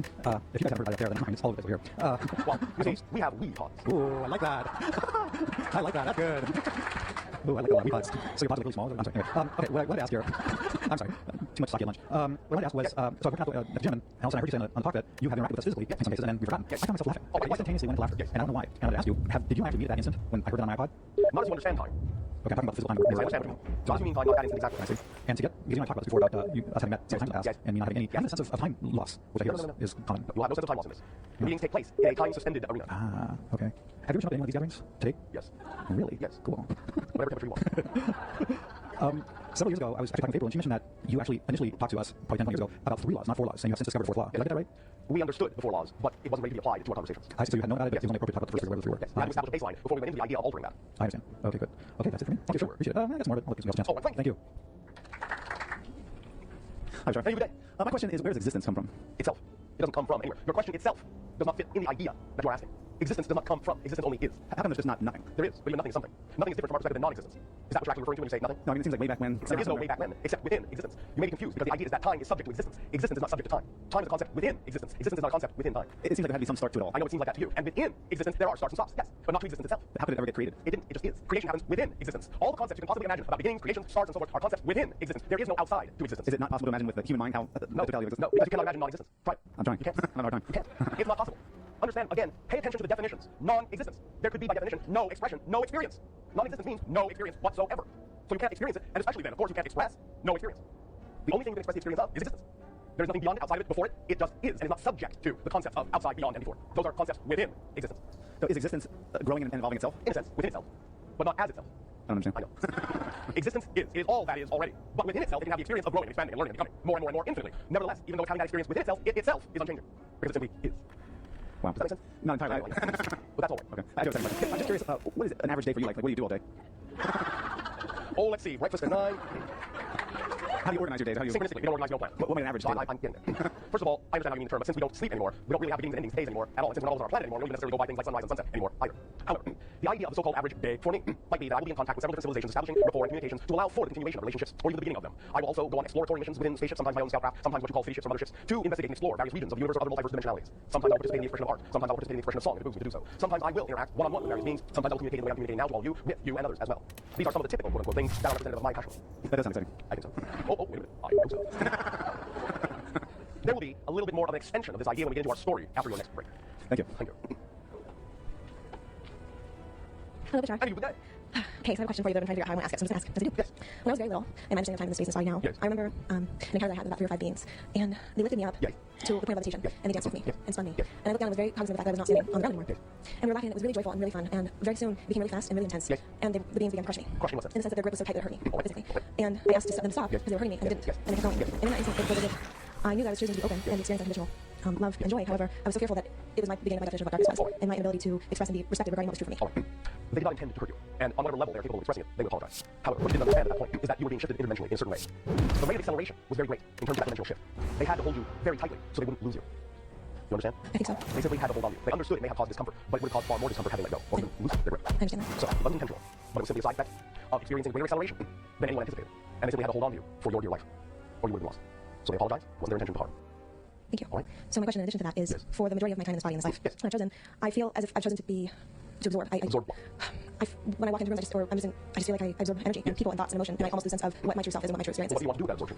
How do you want to apply it? How do you want to express it creatively in your life? I don't know. All right, well, you can take some time to figure that out. Okay. Because the absorption is important, but the expression is also important. You see, you are a transformer. So absorbing energy is one thing, but you transform it through yourself and then express it in a way that's unique to you and add your own energy to the mix, add your own expression, your own creativity to the mix by following your passion. Does that help? Somewhat, yeah. Anywhere else you would like to take this? Is there anything you have to offer more? Is there any way you would specifically like to express your passion that you're not doing? As a guide? In what sense? To myself and to others. How? Specifically, how? Through what methodology? Through what expression? Through what behavior? Channeling. In what way? There are many forms of channeling. I haven't decided which one. There is not one that stands out more exciting to you than the other. Movement in water. All right. Then why don't you begin by exploring that without expectation and see where it leads? All right? Okay, thank you. Hi, John. How do you do that? I want to tell you my absolute knows. All right, what do you know for sure? I absolutely know that I've been anticipating this day happily, and I want to thank you, and I absolutely know I love you. We absolutely unconditionally know beyond a shadow of a doubt that we love you as well. I know. I have a question. Yes, of course. Although I'd like to stay in love with you, I will ask this question. Do not necessarily assume that asking questions is out of love. Well, it does divert my attention a little bit. Diversion of attention doesn't mean you're out of love. Yes. There are many forms of expression of love. I do now know this. Thank you. Earlier today, when we discussed her experience with the fire, Yes. so I have a question. Yes. One frame, she is watching on TV, the hillside, close to her home that is burning. Yes. Gets some guidance, Yes. shifts her attention, Yes. and now it's in another reality. Yes. What happens to the what I'm having trouble with is understanding what happens to the consciousness that was in the reality that where it does burn? It's Is that not part of life? Yes, it's part of the oversoul. Not part of her. Part of the oversoul in the way you mean it. Yes, and I guess somewhere I have this idea that we're supposed to be integrated, so we have all of that, so I don't really understand how we shift our focus from, do you know? Sometimes different realities in and of themselves by definition represent a integrated state. Okay. So it's not that you have to still have the attributes of the you and the other reality to assume you are integrated. It's that shifting to a more integrated reality that can be represented in and of itself by a particular version of you. Does that make sense? Yes, I guess I still have this idea, maybe I can't understand it Yes. from, is there still a consciousness alive in the place that burns? Yes, of course. Is that not part of her? It is not part of her. It's part of the oversoul that gives life to them both. So who's the part that chooses to focus? The oversoul. So the oversoul chooses to have conscious focus somewhere and not put its attention everywhere, but it still has Its attention is everywhere. Okay. The point is, however, is that for that parallel reality that you are now talking about, that she quote unquote has shifted to, her focus of attention in that reality makes it seem as if the other realities are now subsidiary. Just as you right now make it seem as if any other simultaneous reality is subsidiary. It doesn't mean that everything possible to all the other versions of you simultaneously. But for you right now in this reality, the definition of you in this reality makes the other reality seem subsidiary. So the definition of her in the reality makes the other one seem subsidiary. When we talk about the idea of shifting, that is also to some degree an analogy. Okay. Because you all exist everywhere at once. So really, if you want me to be very precise, no real shift is actually occurred per se. It's just that the oversoul is now choosing, in a sense, to allow that aspect of itself to have an experience that makes it seem as if all other subsidiary selves are in fact not really directly involved anymore. Does this make any sense to you in third-dimensional language? Yeah, so you're really saying that what I experience here is my consciousness is really so overshadowed by this the oversoul is taking on a sense. It's a combination. Overshadowed. It's that you have made an agreement. Right. And in that agreement, you have agreed to experience certain things, a certain definition of that reality. And in that definition, oftentimes, you, because of the way you're used to experiencing reality, will make all other parallel simultaneous realities subsidiary. Now, she could have gone into that reality, so to speak, let's just say awakened to that point of view, also still very aware of the one in the other reality simultaneously that did not stop fire, so to speak. You follow? That can be done, and often actually is done. But because of the way your people have been taught to think about consciousness, often when that's done, you call them crazy and insane or multiple personality disorders. You follow me? It's not that you can't be simultaneously aware of more than one reality. It's just that you haven't practiced learning how to integrate them in a way, most of you, that allows you to make sense of that multiple awareness in each of the realities constructively. Those of you that can do that are not labeled insane, you're labeled genius. Does that make sense? Or savants. Does that make sense? Does that answer the question? Yes, I have an additional question. Oh, right. You referenced the oversoul. Oversoul. Let's say in this time space of my life, Yes. are there other pieces of my oversoul that I'm interacting with here physically? Simultaneous co-incarnation? Yes. Yes. Thank you. Good day, sir. And to you, good day. I would like to start with mathematics. Mathematics. I'm very interested in if mathematics is basic to reality. It depends. And There are some constants, but not everywhere. And of course, they can be expressed differently by different civilizations and cultures. it's the same mathematics can be expressed differently. Of course, for example, what you call in your quantum physics formulas or equations using mathematical symbols that express the idea known as the uncertainty principle, or such similar concept, might be expressed in our civilization simply by geometric form, rather than space or symbol. But I follow, but that means that there's a mathematical structure, more basic, of which these two are models. Yes. Okay? Yes. And also, some New Age literature Yes. speaks about there being 7 levels or 12 dimensions. But number 7 seems particularly significant, as there being soul groups being multiples of 7. Well, yes, but remember that, while accurate from their perception, some of those hierarchical distinctions, while to some degree representative of different frequency levels, are also distinctly germane to the level that's receiving. Other realities might receive the same concept in a number of different ways. Okay, because I thought that if there are 7 levels, and not 8 or 9 or whatever, that seems to contradict the idea that all this is real, all it is. Again, the idea of 7 levels, as I said, is an arbitrary distinction being made from your reality. It's the way your reality needs to interpret the concept of infinity for itself in a certain way. From the level of all that is, it doesn't necessarily see itself as being separated into 7 levels. But it understands that from the Earth perspective, 7 levels makes the most sense based on the frequencies and the juxtaposition of geometries and mathematics of energy as you need to express the concept of shifting frequencies. Okay, but it also seems that there is a basic physics to reality, to energy, to consciousness, and it seems to imply that because of the nature of energy, some things are possible and some things are not possible. Some things are possible or not possible with any localized reality. But anything you can imagine exists somewhere within infinity, or you could not imagine it.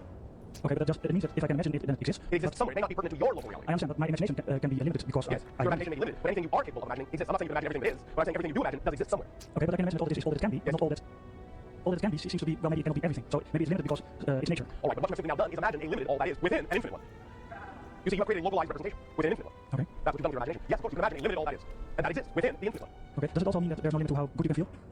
Well, that is a relatively subjective thing. You could say that there might be various ways in which people interpret the concept of feeling good. That's right. Yeah. So it would depend on a case-by-case basis as to what that individual might mean by I feel good. In a sense, there is no limit, pragmatically, to how good you can feel. But there might be certain states of being that you might imagine would be ecstatic states that may not actually be capable of being experienced by your neurological system. Okay. That leads into the next question is that I understand everything is equally valuable. Yes. So the ant is equally valuable as all it is. Yes. But the localized consciousness is limited. So it cannot, for instance, choose to experience ecstasy or something like Yes, that. it can. Within its own framework, to whatever degree it is capable of experiencing something, it is free to choose to experience that. I understand, but with the concept of the oversoul, Yes. it seems as if that's the life you want. The oversoul experiences everything, and the Now you are making a value judgment. When you say it seems that that's the life you want, you are devaluing the fact that you chose to have this life. well, not in an absolute value sense that it has value, but in the sense that it is preferable. What I'm saying is, the reason you chose the life you're living is because at the time you made that choice, this was preferable too. You just don't remember. It's equal in preference to the oversoul's existence. And from that level, you knew that. Right now, you don't know that. Thank you very, very Thank much. you. Is there anyone who would like to share more of what they know? Hi, Star. What do you say?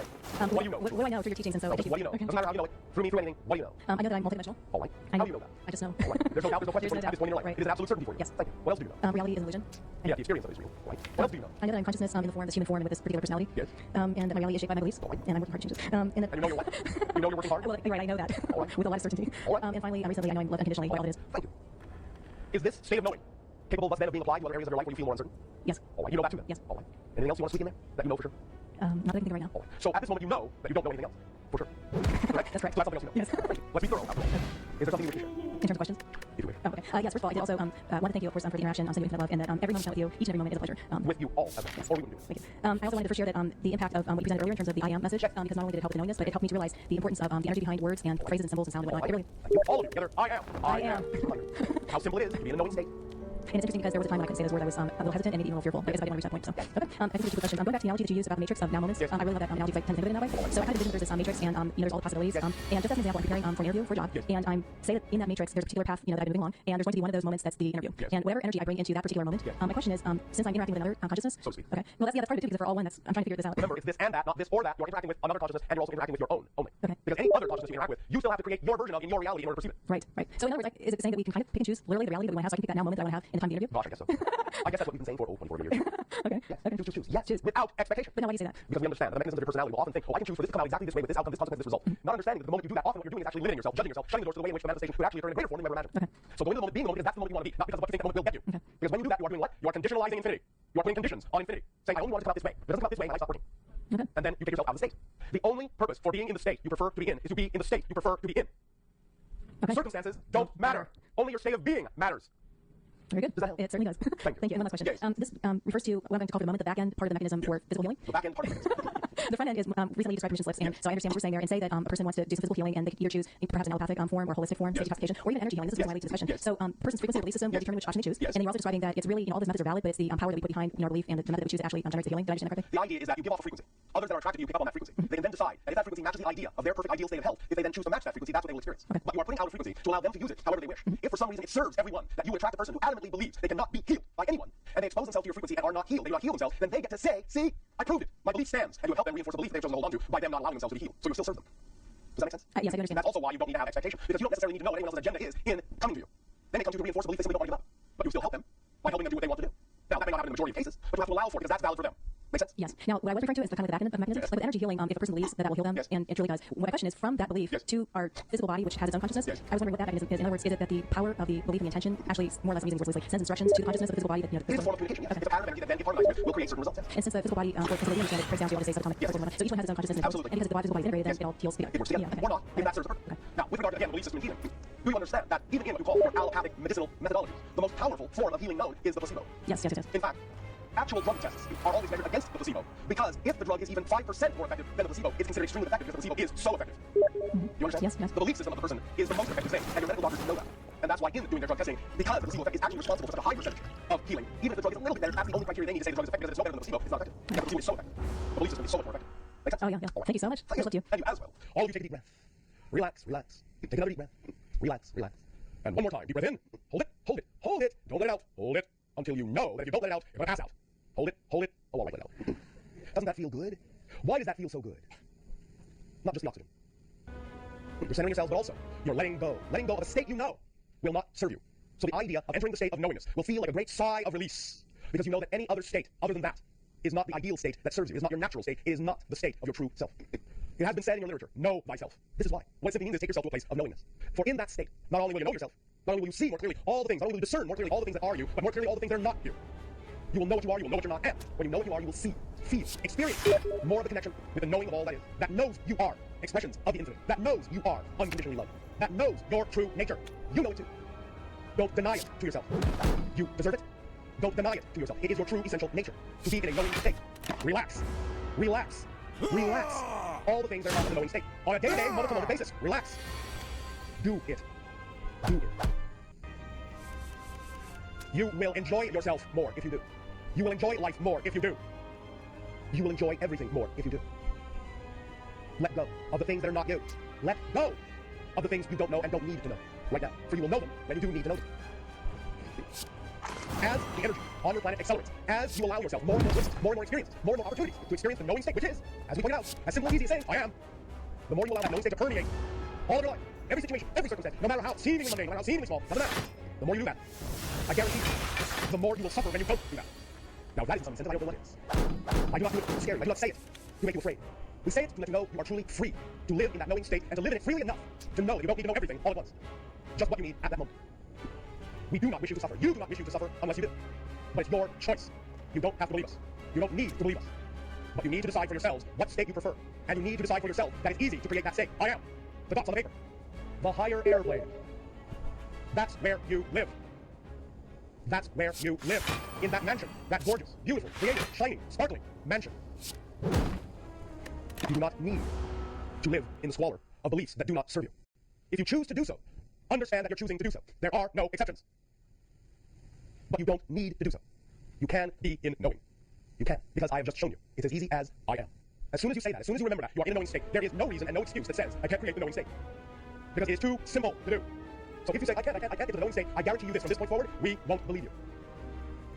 Say it out loud. I am. It is an absolute fact. You didn't have to repeat it. Well, thank you for doing so. Shows you are in the moment. Because it's true. It is an absolute fact. If you want to say it out loud, by all means, it's an absolute fact. That I am. There is absolutely nothing that can contradict this. Nothing exists that can contradict this. If you are, then you are. That's it. Isness is your only quality. It can become nothing else. Isness, the quality itself, can become nothing else. Yes, within creation, you can experience becoming many things, but all of them still exhibit isness. They all still exist. You still exist. No matter what you become, you still exist. Existence is your basic quality. That can't change. It is the first law. It doesn't change. It is. It is. It is. It is. It is. You are. You are. You are. You are. I am. I am. I am. I am. I am.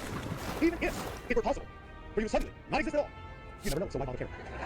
Why spend time worrying about it? You would never know it happened. But if you do exist, I guarantee, because all that is guarantees by its very nature. If you exist, there is only now, so you must always exist, because there is only now. There's only now that you exist. And if you exist in the only now there is, you always will, because there's only one now. That's it. So here you are. You're part of the club. Lifetime, lifetime, lifetime, lifetime, lifetime to infinity membership. Free of charge. Forever. Start taking advantage of membership privileges. It's up to you. Stay in your knowingness. It's up to you. But now you know it is simplicity itself to be in that state. There is no rationale whatsoever that will make sense anymore that says that state cannot be achieved, because it is the actual easiest state to achieve, because it's the most basic state to achieve. So start from there, let it be obvious, and let the obviousness filter in every aspect of your life, and let it be all right to not know what you don't know. That's all it takes. That's all it takes to have absolute serenity in your life, on every level, for everything. Be in the now. Be in the knowing. Do you think it's an accident that in your language the words now and know are so close in structure? Be in the now and you will know. Be in knowing and you will always be in the now. Always. It's that simple. What is your time frame? We know you enjoy conferring about time. We will give you an opportunity to do so. You mean before break? Did that make you feel good? Have you come to a consensus now about the difference between time and timing? I see. So the same event produced two different perceptions. Thank you for being an illustration of our first demonstration. Let us take 3 more questions. Bashar, this is a question from a News for the Soul listener, and it's a compound question. Compound Yeah, question. we put these together. Yes. It says, I can talk the talk, but why is it so hard to walk the walk concerning faith when the chips are down and things aren't going my way? Am I just deluding myself? And please explain where the line is, the limits of what is actually possible through the power of faith or knowing, for real, in this dimension of reality. To some degree, this question has already been answered. The idea simply is that any delusion that exists is the delusion that the negative belief systems hold sway over the positive ones. So when you say the chips are down, turn them up. Because you have the ability to do so. It's not deluding yourself to turn them up. But the irony is you don't think you're deluding yourself when you turn them down. The idea is, as we have discussed also, yes, of course, you live in what might be described as a relatively limited reality. Of course, certain things will not be apropos to manifest in your reality. It doesn't mean that there really are limits per se, but there certainly are agreed upon parameters that will make sense according to your local reality. So you will usually abide by them. But with free reign to go far and wide and choose anything that represents your creativity and joy. To put it simply, if there's really something you're passionate about in your reality, really truly represents your true passion in that reality, it makes no sense for you not to think it will manifest in your reality. Therefore, anything you're truly passionate about probably wouldn't be passionate about if it were not possible to manifest in your reality. That sounds wonderful. We think so. Oh, what? We know so. Oh, that's great. Thanks very much, Bashar. You're welcome. Any other questions? Good afternoon, sir. When we speak of the common time-space continuum, we speak of it as a 3-dimensional continuum of space and time, time not being treated as a 4th dimension. Well, we're just using your colloquial vernacular. We understand that from your scientist point of view, there are 3 dimensions of space and 1 of time, making you in a sense a 4th dimensional reality. But we also understand there are major kinds of terminologies that exist in your reality about dimension, density, and to some degree somewhat confusing. Understood. Einstein does refer to the 4th dimension as an imaginary dimension of space. Yes. Now, understanding, as I thought I had, that time and space are inseparable in my experience, Yes. I come across what they call M-theory, which provides, short version, at an 11th-dimensional model, in which they have 10-dimensional universes floating in an ocean of an 11th dimension of time. Yes. And it sounds to me like we have now made a new kind of time, which is absolute, linear, and just like the kind of notion of time that was pre-Einsteinian. And I'm having some desire to put these notions of time together and relate them. I see. What your scientists are actually discovering is that there are levels to the concept. We sort of discussed this before when we said that anything outside the one does create some sense of quote-unquote space-time referential positioning. But there are varying degrees of this. There are certain levels of this. And what they have simply come across is they have reached an understanding that there's another level above physical reality where that kind of so-called barrier, that arbitrary barrier, also exists. I'll put it another way. We often said, and this again may seem like an arbitrary representation, but you'll understand the analogy, we believe, that above a certain frequency level, what you call the speed of light, that defines the border, so to speak, of your physical space-time reality. But there are things that exist at higher frequencies than that are not part of your dimensional experience. But even that domain has its own upper limit, beyond which you then recognize you shifted to yet again another domain, and another domain, and another domain, and another domain. So the theory that your scientists are working with now is simply a mathematical representation of a higher domain's upper limit, where it would once again seem to be the kind of impositional structure that is similar to the kind of impositional structure you experience in your typical third-dimensional space-time reality. Does that make any sense? Oh, yes. So it's not so much that I need to take the physical picture as to understand that this is an expression of a mathematical reaching. Yes. Now, I have, and I'm going to ask you to critique or whatever this notion. It is my understanding that in a continuum of any number of dimensions, it takes one more to know it. Yes. So as your Einstein said, you cannot solve the problem from within the state of mind that the problem was created. You cannot see the forest for trees. You have to be beyond the forest to see the forest. So that if it takes 10 dimensions, for example, for all there is, And knowing that that's different analogy. yes, then I would be the 11th dimension contemplating the objective. Yes. And that is not essentially a sound way to hold the idea. Yes, it is one way to begin to work with those concepts. By always understanding that in order to perceive a concept in its entirety, you actually, so to speak, have to be beyond it, which automatically implies a bigger reality. Are you suggesting that the assignment of a finite number of dimensions to all it is inappropriate? It is not that it's inappropriate. It is appropriate for how you may want to work with certain concepts, but it will never be an accurate representation because infinity will always trump the finite. Mm-hmm. So whatever I make of that notion is a limitation. Yes, but it may be a very plausible or workable one for what you may need to apply it to. Thank you. Thank you. Hello, How do you do that? I know that I have chosen to suffer this weekend. Oh, all right. And why did you choose that? I have been experiencing a challenge to my faith. Yes. And this weekend has brought me from despair and anger to hope. All right. And I was listening to what you've been saying, and I'm getting closer back to faith. But I Are was you going beyond faith to knowing as well? No, and I was wondering if there was anything more that you would like to tell me to bring me to a stronger faith and I towards am not hope. attempting to bring you to a stronger faith. I'm attempting to bring you beyond faith to knowing. Did you do the I am exercise? I did. Do you understand that when you say I am, that that's an absolute fact? I do. Then you know. It's that simple. Did you not believe us when we said it was that simple? Is that part of the challenge? The challenge for me is when you say circumstances don't matter. Yes. That's my challenge. I want to know how I can believe that and demonstrate it. Oh, thank you. We often have said, though we understand how this word sounds in your language, we don't mean it negatively, that the greatest gift creation has given is that life is meaningless. There is no built-in meaning to situations or circumstances. They're just neutral props. I'll put it another way. You are aware, to some degree as we demonstrated earlier, that any given situation can actually produce even opposite results, yes? Yes. Or opposite perceptions, yes? Yes. Or you can look at any situation and you can see a positive outcome or you can see a negative outcome of the same situation, yes? Yes. Well, that shows you that no situation's meaning is actually built in. It's determined by how you see it. So if you decide that a situation will have a positive effect on you, that's the effect it will have. If you decide it will have a negative effect on you, that's the effect it will have. The situation doesn't come with a built-in parameter that says it's going to affect you positively or negatively. That's in your hands to determine. So nothing has built-in meaning, and therefore that's why we say the circumstances don't actually matter. It's the state of being that matters because the state of being allows you to determine what meaning you will assign to those circumstances that are fundamentally neutral. Does that make sense? But if someone's in harm's way, Yes. how can you look at that in a positive All way? right, thank you. There's a difference between observing that something is mechanically negative or mechanically positive. Positive being segregated. In that sense, negative being segregated, positive being integrated. You understand? No. You don't? No. All right. When we talk about positive and negative, we're not talking about subjective good and bad. We're talking about an actual mechanical description of energy. That which is negative in that sense is that which segregates, separates, shall we say isolates, disconnects, forms experiences of disconnection. That which is positive forms experiences of integration, unification, bonding, oneness. Do you follow that? Yes. All right. The idea being that if you operate on a fear-based definitional system, more often than not, you will experience more emotions of disconnection and greater fear. Thus, you are seeing that the mechanism is simply generating an expanded version of itself by perpetuating more doubt, more disconnection, more fear. Does that make sense? More misalignment within your belief systems from your core.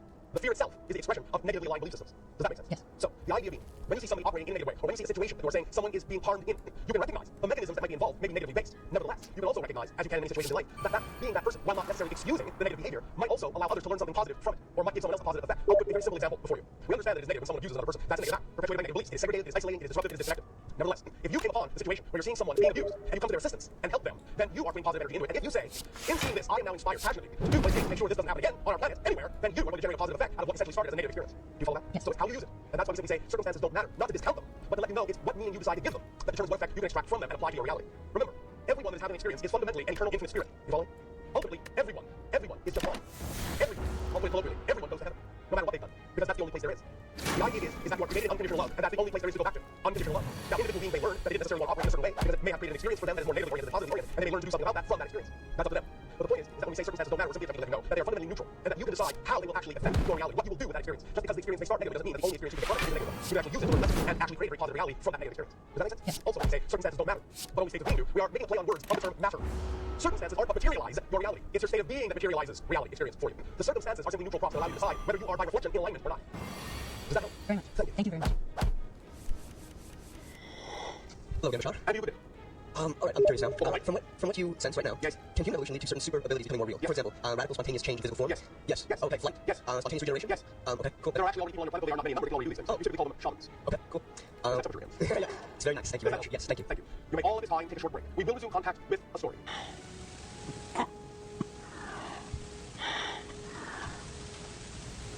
Well, say, let's continue this transmission with the following story. Relax, become comfortable, and let's begin in your traditional way, once upon a time. There was, many of your years ago, but yet, to you, still many of your years in the future, a world which was fashioned for the purpose of continuing a civilization that had brought itself to the brink of destruction. And this world was fashioned so they could have a second chance at perpetuating their culture, their civilization. These are the ones who made us.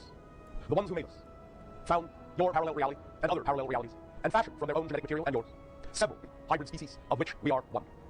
I began my incarnation in my civilization 137 of your years ago, but yet still 2,700 years in your future. As I was born in my society and allowed to be telepathically connected, I did not forget my connection to my spirit, my higher self, my over soul, in which was made an arrangement and agreement, wherein I would have also what to me is a past life on your world, which is the channel before you. And in that arrangement was set out certain parameters for how that communication would occur, would evolve. And it was taught to me at age 3 that I would contact my past self also at age 3, and form the bridge and the link that would connect us through this life. And I was taught the way of doing these things, for I knew and I remembered that this would be my expression, my passion, to open gateways and open doorways for the consciousnesses of those on the threshold of new awakening and new realities and new experiences.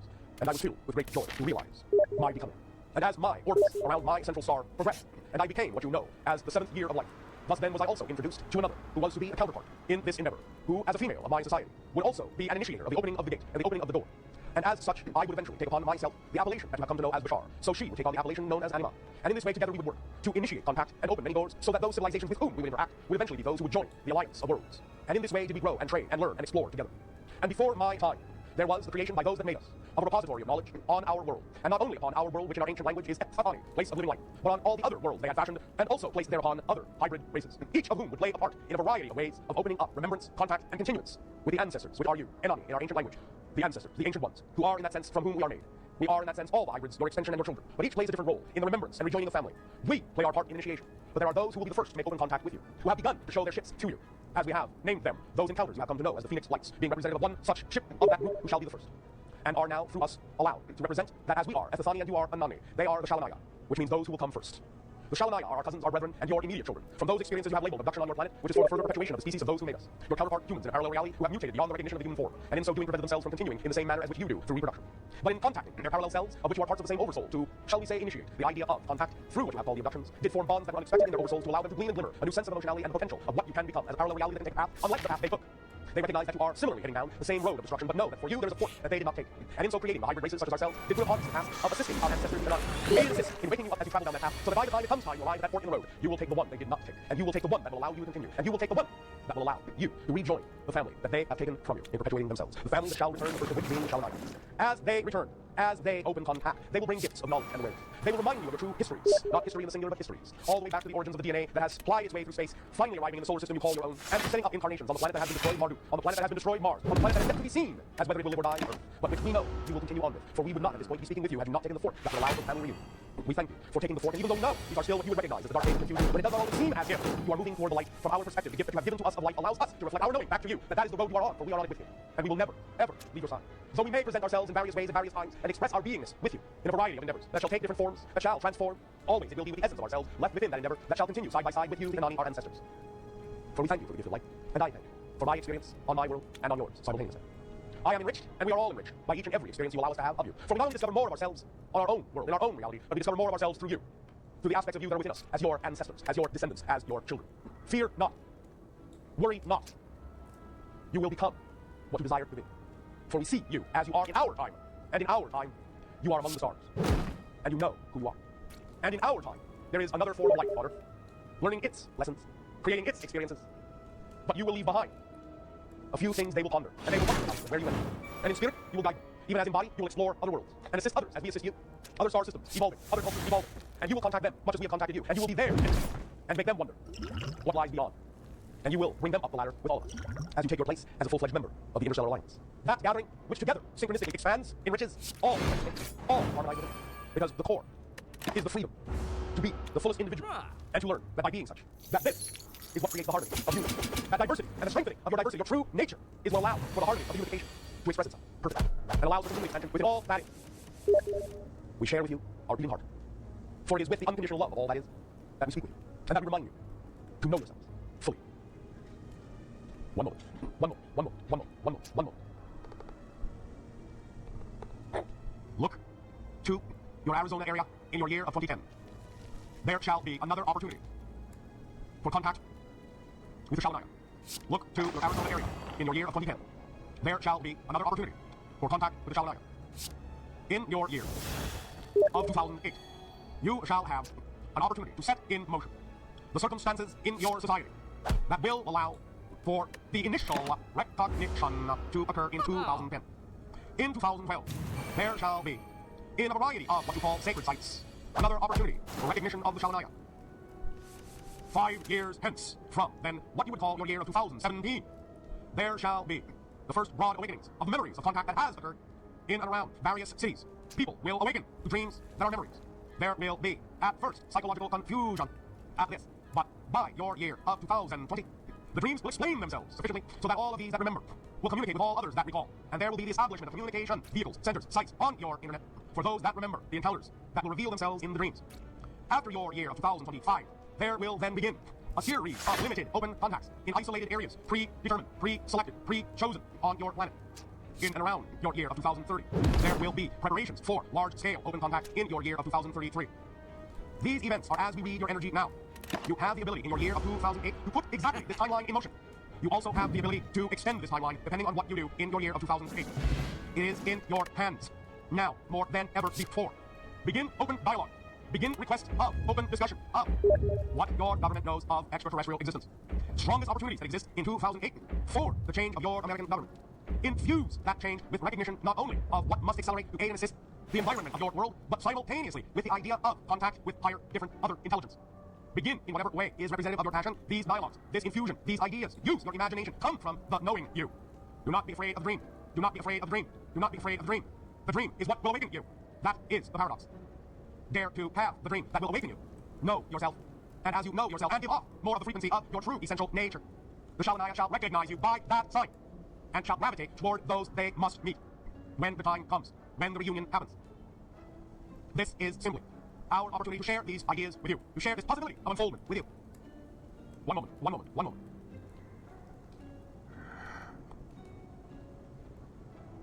Mommy, Daddy, we will soon no longer be just in your dreams.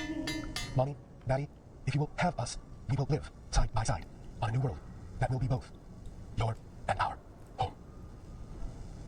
We will be in your dreams. Good night, Mommy. Good night, Daddy. We will see you soon. One moment.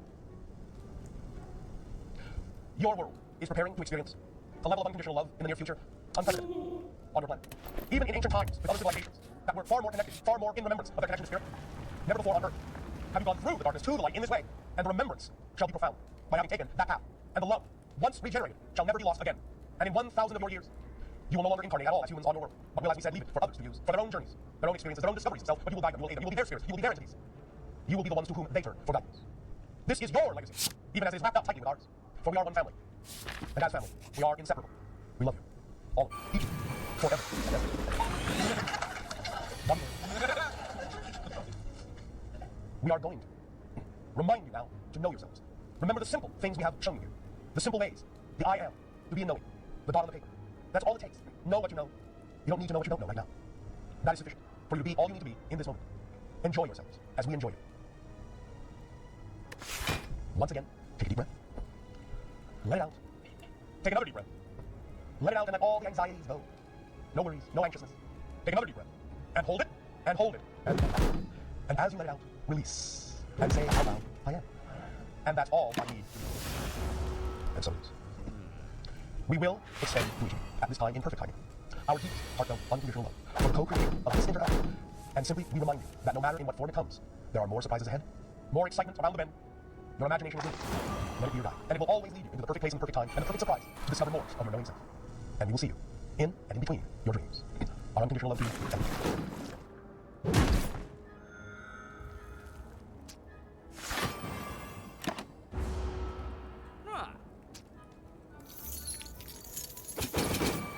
The reality is not happening to us. I would say it is happening for us and through us.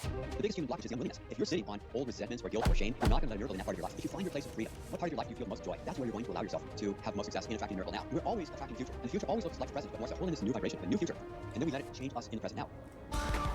Everyone, welcome back to Miracle Inspiration. If you ever wanted or needed a miracle, then we have the Happy the LOA show for you. Today I'll talk to one of my all-time favorite human beings, healers, and authors, Richard Gordon. He is founder of Quantum Touch and the author of a brilliant new book on bringing miracles into your life, Happy the LOA. And that's just what I want to talk to you about today, about creating miracle upon miracle in your life when you need it most. In the end, stick around to the end because we will walk you through a process of attracting miracles. That's also talk about dust mites and the Library of Congress and when we'll change your money on hiding those have to do with anything. So welcome back to the show, Richard. Are you ready to shine? Oh, Michael, what a joy to see you again. It's been so long. I miss you so much. It is such a joy having you here. Woo, which is something I love to do. Oh, yes. I haven't introduced you. We're sleeping in the other room on the RV. Before we dive right into things, Richard, and I can feel there's a buzziness to the energy today. It's not just your caffeine there. Can we all call a miracle? The thing is that the way the law of attraction has been taught has led to so much frustration because people intuitively know that the law of attraction is correct, that it's real, that we attract our own vibration. But the way it's been taught, it's kind of like looking through the wrong side of the telescope. So you have to struggle. Frustration is much fun. Every so often a miracle slides through. But what I did was I found a way to help you easily allow miracles to come through. And that's one of the topics we can cover today. Thank you. So if you ask the question, you use the word struggle. Why are so many people struggling with attracting miracles? It's really simple. The way that it's generally taught is imagine what you want, believe that you really have it, live as if it's already true.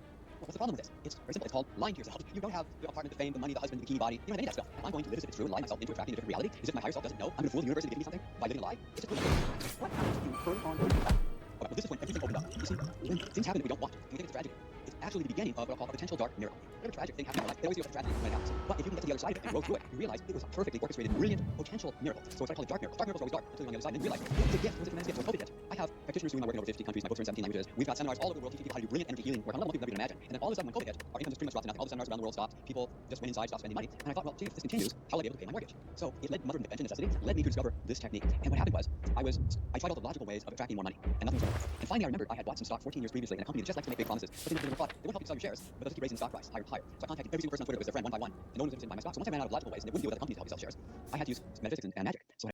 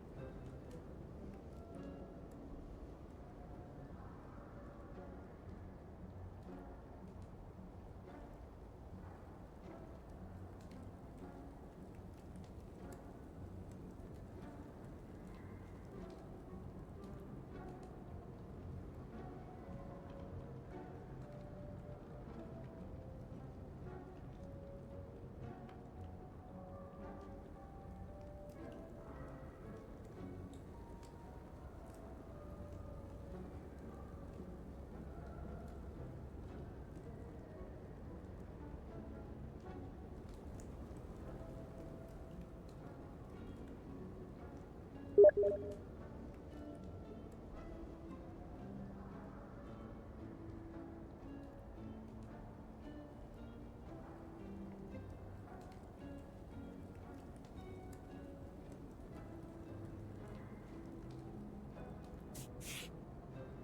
I did was I recognized that I started to and what I wanted to do was ethically sell my shares. Now, this is an impossibility. Nobody's ever heard of this company. You've never heard of this company. And so I was just holding space. And once I had found the future where I had what I wanted, I had the realization that this isn't just any future. This is a possible future. We'll get into the possible future vibration later. And once I found that future, since I've been doing energy work for most of my life, for well over 40 years, I started sending energy to that future. And within a minute, 2 or 3 minutes of me sending the energy work of quantum touch, what I was using, I was just projecting this heart energy into this future and lighting this future up. And then I got this download shock to my system. And the shock to my system was, oh my God, that future's more real than I am. That future's loving me. I'm not trying to make it real. It's making me more real. It's more connected to source than I am. It's feeling higher levels of gratitude and love than I am. It is, in a sense, more real than me. So I don't have to manifest it. I can relax and let it manifest me. It was a download. I got proportion, like, oh my God, I don't have to make it happen. I don't have to live as if it's true. I don't know anything about being in that future, but that future knows everything about being in that future. So once I got the download, then the download was, don't try to make it happen, just receive love from that future. Oh, I can relax? Yeah. I don't have to pretend it's true. No, you can just let that future love you. And so I got into this vibration of like feeling it's love, and then I felt the tremendous relief that I'm feeling because it's true. Feeling that vibration relief, and then I felt the joy from that future, and then I felt the gratitude from that future, and then I just let it be. I didn't try to do anything with it. Didn't try to do anything. I just drank it in and lived in this vibration. And then maybe 10, 15 times a day, I just remember it. I just remember, oh yeah, it's loving me. And I never once tried to believe it was true, because I could feel this reality that it was true. And once I connected with that reality, I just let it be. So 3 days into living in this vibration, without having to figure anything logical how it could possibly happen, Jennifer, my business partner, receives a letter in the mail from a stranger in New Zealand asking about the stock and wanting to know if she wants to buy some shares. So I contacted him on email and said, hey, are you interested in helping me sell some shares? And he goes, oh yes, I can definitely do that. Within 2.5 months, I had about 3 years of income from selling some of my shares. He tells me by the end of December, I might have another 5 or 6 years of income. And there's many more miracles on top of that, just on this miracle alone. So I know I teach a school about the mystics, and I've been channeling this month Lao Tzu, and Lao Tzu, the creator and writer of the Tao. And one of his key tenets is Wu Wei, effortless Wu effort.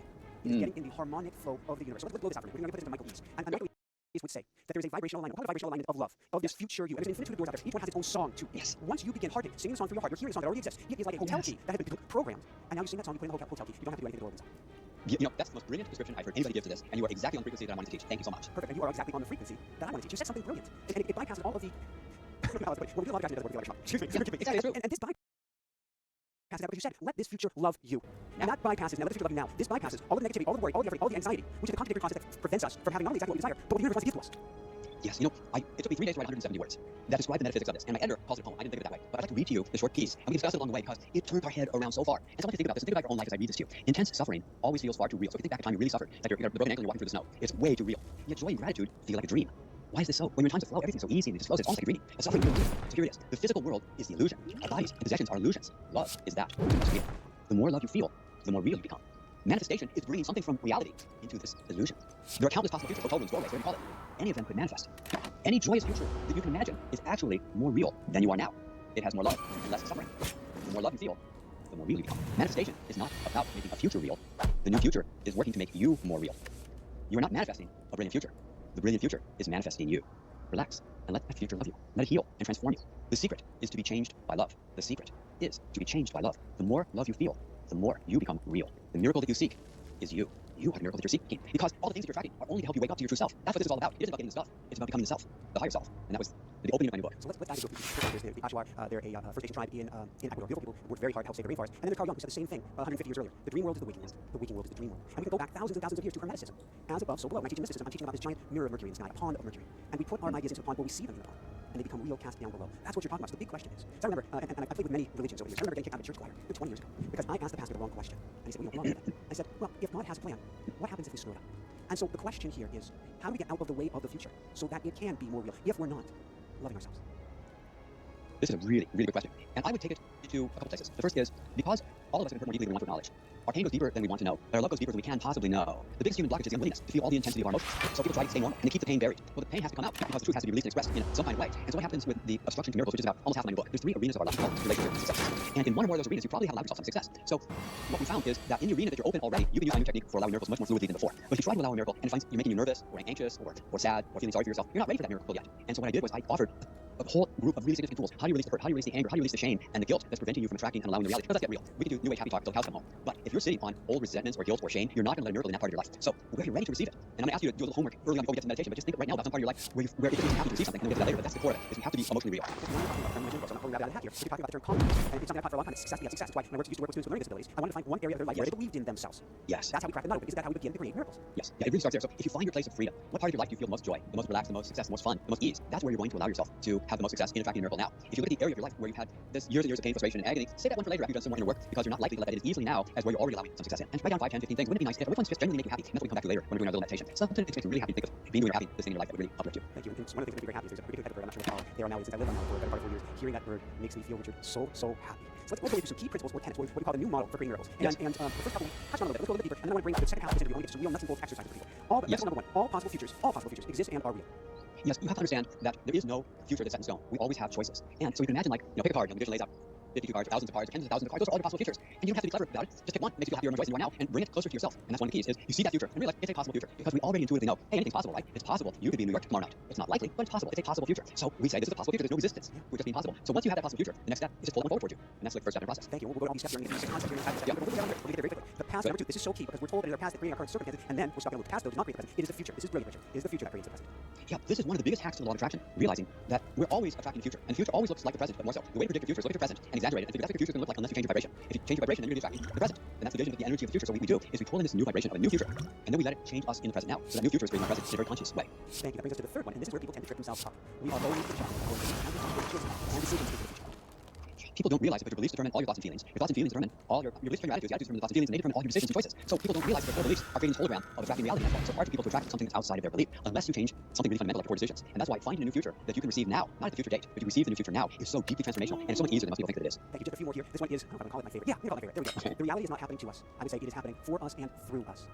Yes, it's so true. The concept of paranoia is the universe is out to get you. Pronoia is a word not used often, which is that the higher self in the future loves you more than you can imagine. And this apparent experience we're having now is actually a gift from our higher consciousness to help us grow. But because people don't know how to read the reality and they don't know how to consciously process those darker, painful emotions, we don't often get to the other side, that baptism through fire, where we go through the intensity, or you go through the core, the dark night of the soul, or whatever you call it, and you come out the other side, you can be so deeply transformed that then you realize that it was the biggest gift you could ever receive if you could learn how to receive it. It wasn't a punishment. It wasn't a test. Love doesn't test people. When you're going through crap, it's not a test. It's a potential gift if you know how to read it. That's why I spent about a third of the book helping people learn how to receive the gift and transform it, to go through that darkness on the other side, because it's not enough just to receive a miracle. You need to know how to go through the pain, the anger, the hurt, the shame, and the guilt. Do you like movies, Richard? I love movies. I love movies. I'm very particular about what I watch. Me too. Oftentimes, because we're programming our mind, we're getting into that state. Oftentimes, I will jump to the end. And if I do like the end, I'm not ruining the movie because I want to program this. With each photon, I'm going to be programming my consciousness. I will go from the end and then I will go back to the dark night of the soul.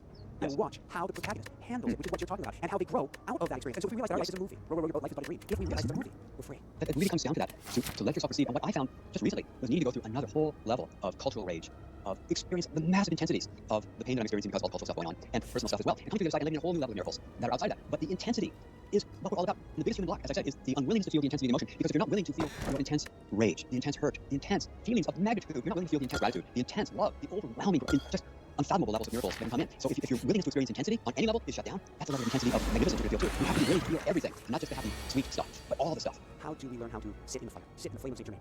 It's by not lying to yourself. The truth shall set you free. You be honest. And so, for instance, if you feel like you're constantly fighting with self-pity, yeah, that's a killer. That's the death of the soul kind of fight to be in. That silent pain, that unappreciated, misunderstood, unfairly treated, angry at God, just that whole vibration of silent suffering is a killer. But if you go beneath that, you find out what's the real pain. The real pain is that you didn't feel love. The real pain is that you're really angry, that you felt betrayed, you felt so deeply wounded. And so it covers up into this painful vibration called self-pity, or overt or subtle self-pity. That's the killer. That's the stuff that prevents the gratitude from coming in. And so I address this instead. How do people get out of the side of that vibration? Because when you're on the other side, then you can let in the holy miracles, the things that are so far beyond your imagination, things that seem crazy making. But that's the only way to get there. You can't get there from here through happy talk and sweetness. You need to get there through going through the dark night of that soul if necessary, and then come out the other side reborn, feeling who and what you are with an intensity of purpose and joy. You don't get there through la la la, through Smurfs and Teletubby la la la stuff. We get there through the intensity of being real. So let's dive into some of the how-to nuts and bolts, and let's get some of this intensity. So we're going to how to create a miracle.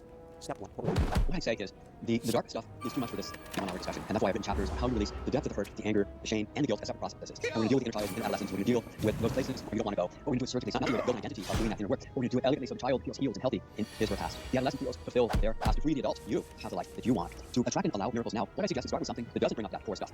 In some arena of your life where you feel to have great freedom, what we're going to do is we're going to go into attracting it there, and that's what we'll play when you're ready to do the miracle work. Excellent. So going from there, we got to choose one desired future to begin with. And you're saying choose a future that is not banging on the wound right now. Yes, that's going to be easy. So if you made your list already of 5 or 10, wouldn't it be fun? Wouldn't it be nice statements? Things that wouldn't it be great if this happened? And you start making your list. Which one just brings you joy? We'll start with one of those because those are the ones you're ready for now. But if you think about it and it makes you sad, or it makes you anything right now, if it doesn't make you sad, maybe later if you're thinking about it, it's like, can you live in that vibration for a minute or two without any negative repercussions emotionally? Like you have a miracle, and we're not going to reveal what it is, but you told me about it ahead of time, and it's like a miracle in such magnificent proportions. And you had to be, go ahead, yeah. You had to be holding that vibration before that manifested. I am holding that vibration. I come back to it. And there are all sorts of reasons that I should be worried, scared, concerned, blah blah blah blah. Yes. I don't even play there because that's an energy that kind of you could say cancels out through a mathematical equation.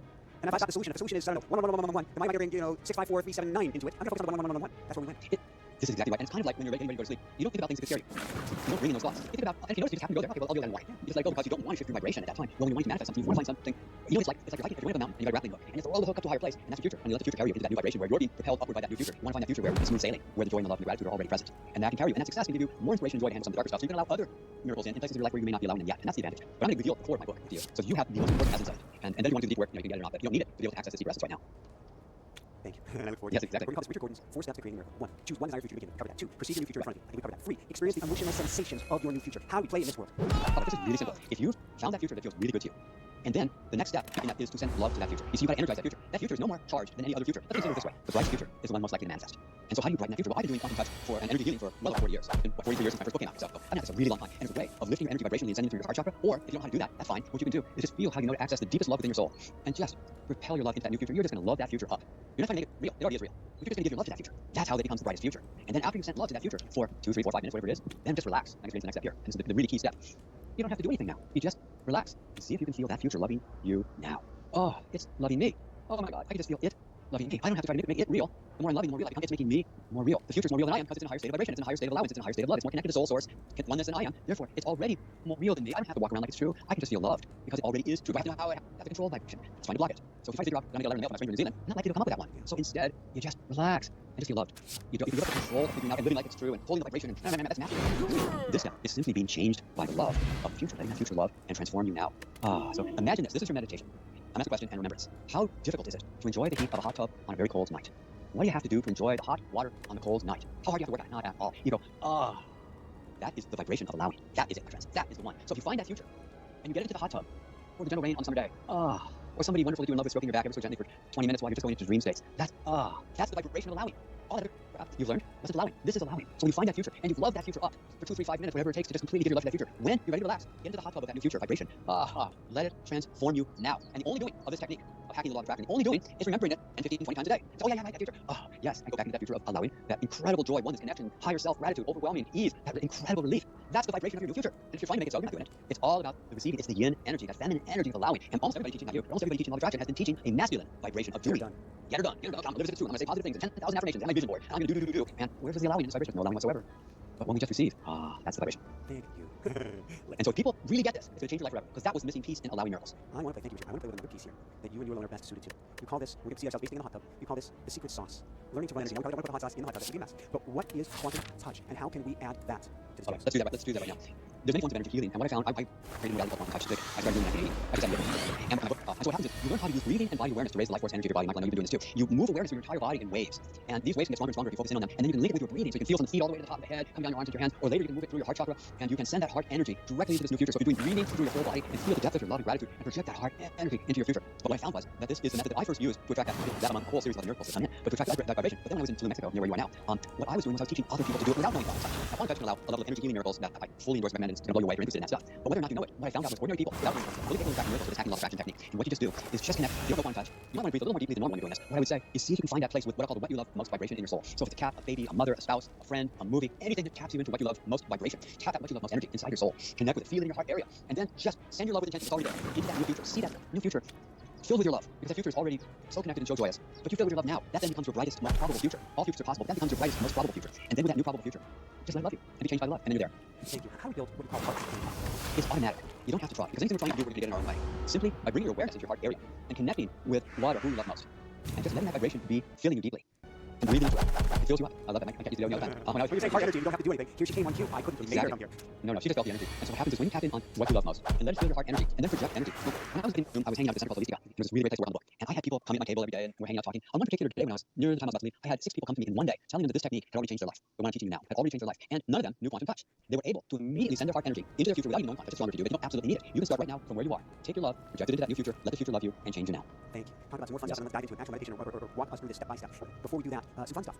Can we improve? Can we compound? Can we improve the frequency of miracles? We have a miracle on miracle. There's like 10 questions in one. I think that's what automatically happens, because if you attract a really solid miracle, what you're going to see is repercussions to that miracle. The miracles will compound and stack up. So, for example, when I attracted the miracle of finding this stranger from New Zealand writes a letter that lets me sell my shares, not only did he share himself, but I became friends with the stuff. And not only that, but I got to turn him on to Bitcoin when it was still $10,000. Now it's about 65, 66, or whatever it is at the moment.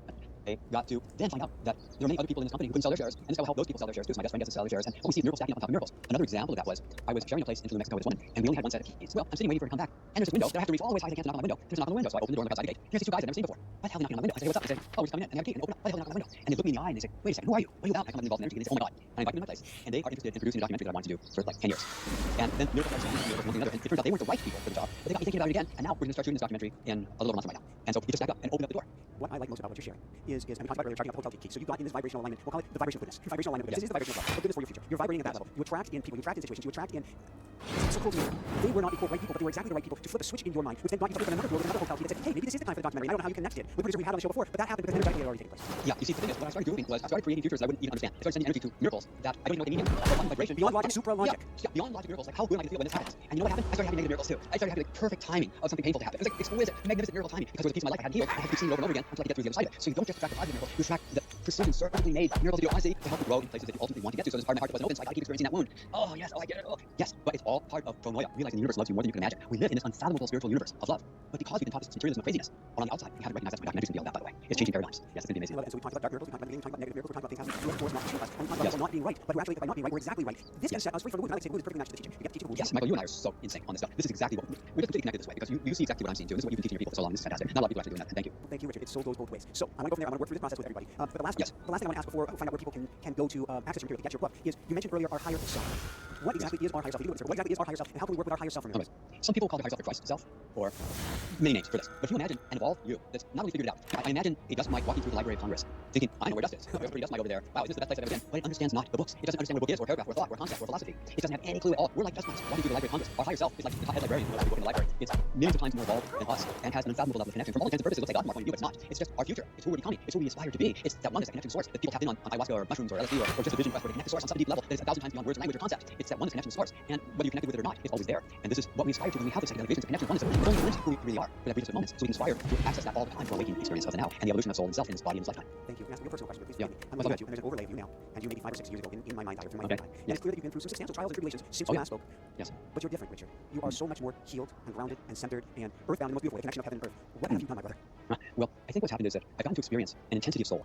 I've gotten to experience multiple times, like how many times that I've been through this lifetime and forgotten who I really am, and remembered who I really am. I've gotten to see as dark as I can go in my self-alienation, and I've gotten to see where I can connect, where I've woken up hundreds of thousands of times and recognize my full self and who I really am. And now I'm on the most intense, passionate quest to see a mass awakening from the materialistic view of reality that the world has gotten into, and my documentary is going to be called The Galileo Project. And the idea is what would happen is a visible paradigm-changing information before the world is ready to see it. I'm going to show everybody will be able to see it. The only ones who may have trouble are the scientists, the professors, and the skeptics. But everybody else will be able to see the paradigm-changing thing, a new human ability that will change the definition of what's possible. So that's what I'm on this quest to change the dominant belief in materialism and science in this lifetime, and I'm on fire to do this thing. On that note, where can people go? Find your name, Okay. So one can touch upon, we have courses in tracking miracles taught by teachers around the world. People can go to Amazon.com and get the paperback or the ebook on hacking the law of attraction for effortless manifestations. And so these places are available. And maybe for the end of next year, the documentary will be done. And you have Betty Chase on the show. She's the producer director of What to Believe, and so she's going to be working on the project. And we're going to start shooting next time.